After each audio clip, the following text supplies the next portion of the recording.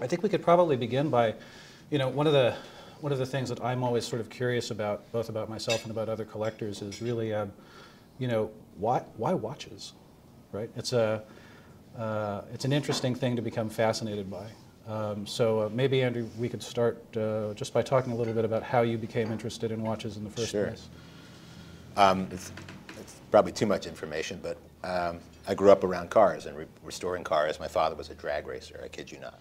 There is an incredible correlation between those people who like airplanes, cars, watches. They seem to all go together.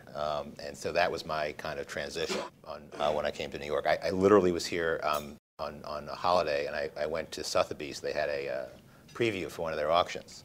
And I went, and I fell in love that day, I think. So that was 1993. Was it the aesthetics of fine watches that kind of attracted you to them initially, primarily, or were you already sort of curious about the machine aspects of watchmaking as well, the mechanics and how watches actually work? I love, like I'm sure many people here, I love things that are beautifully made. The idea that something as complicated as a grand complication watch, which is a minute repeater, a tourbillon, a split-second chronograph, some of these things mechanically that can be put into something, a movement that's no more than 35 millimeters across. It's extraordinary. Take some of these very complicated Vacherons. You could send it, this was Jack's analogy, not mine, you could send it back in time 200 years, and a watchmaker 200 years ago would know how to fix a watch that was made today.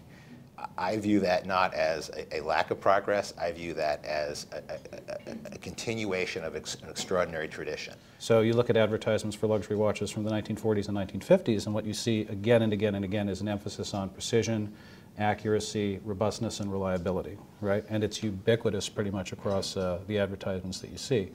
So while it's largely true, although I think that a very high precision mechanical timepiece, you might actually, if you're lucky, get better timekeeping than with a very cheap, badly constructed quartz watch. The thing that I find actually equally interesting is that a lot of folks, when they buy their first high-end watch, and for those of you who are going to do it or thinking about doing it, you will have to send the watch in for service, okay? And it will take a long time to get it back, okay? It's not like going to your local watch store and putting in a new battery and going on your way. These are handcrafted items, and some of them have to go back to Switzerland. Most of them don't these days unless they're very complicated. But it takes time to clean them every 3 or 4 years. Well, that's an interesting point. There's a friend of mine who he doesn't anymore because he's working as a professional in the industry now. But he used to write watch reviews online for one of the discussion forums.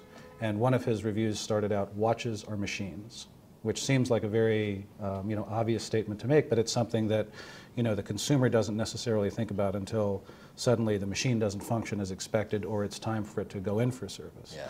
Did that come as a surprise to you, the necessity for a watch to be serviced? Yes, no two ways about it. And then unfortunately, my grandfather passed away right after I started getting into watches, and I inherited this beautiful piece from him from the 30s, a very fine watch from the 30s, very simple, but actually, let me emphasize that, very simple. All it did was tell the hours and the minutes. To time only. Time only watch.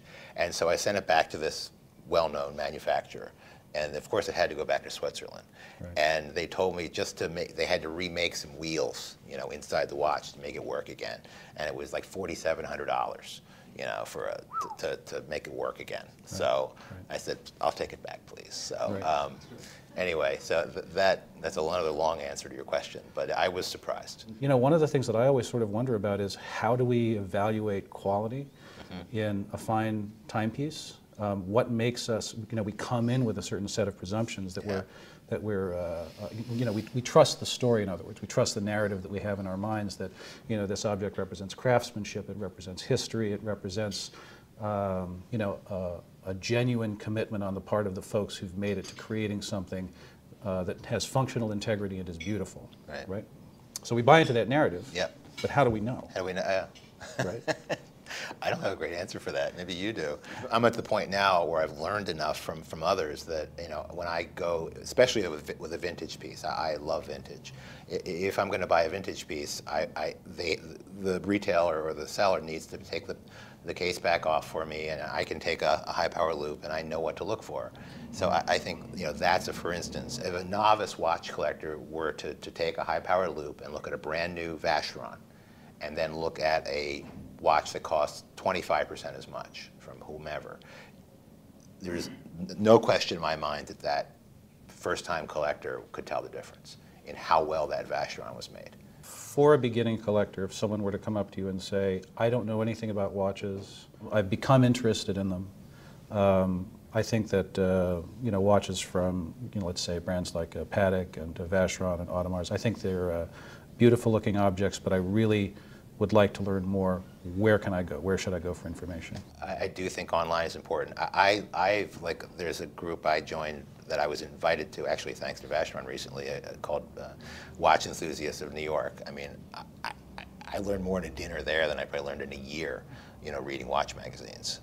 So I think that's the best source, is other collectors, because they've probably been through or researched what you've researched or been through or want to go through. Right. There has been a fairly significant increase over the last 10 years in the retail costs of fine watches. Yeah. There has been an in some cases, absolutely astronomical increase in value in watches sold in the secondary market, watches sold at auction, and we have seen, in some cases, watches that sold for a few $100s when they were new, selling for tens or even hundreds of thousands of dollars.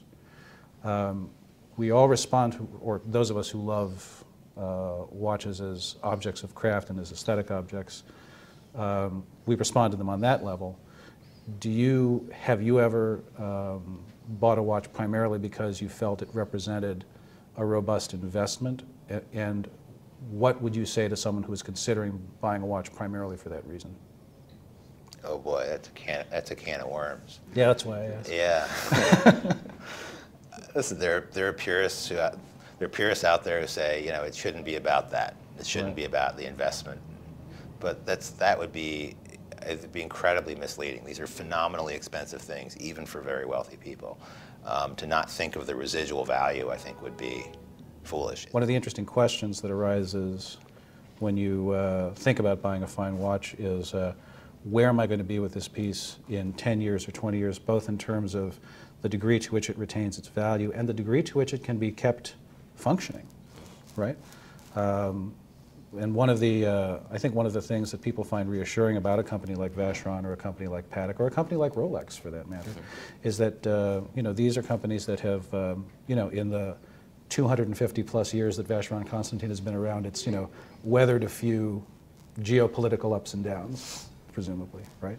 So you have a sense of confidence that you're dealing with a company that you know, is going to be around to take care of the watch that you've bought. Do you feel that the introduction of high-tech fabrication techniques, whether for decorative or for functional purposes, adds to or detracts from the perceived value of a watch, from your perceived value of a watch? Does it take away from the story, from the romance? I'm going to answer it kind of on the fly. I think, to answer your question, if you sent that same watch back in time and the watchmaker said, I don't know what that is because of what it's made out of, I think he'd say, okay, that's made out of something I don't know, but I'll go down to the local blacksmith and I'll make something out of metal to replace it with. Right. My point being that the design of the watch and the heart of the watch is still the same. If the watch industry doesn't move on, like everything else, it goes the way of Blockbuster Video. So I don't have a problem with those sorts of nuances. Well, thank you very much, Andrew. I think we're pretty much out of time. And thank you very much to our hosts and to all of you for joining us this morning. I hope it was of interest. Thank you. Thank you.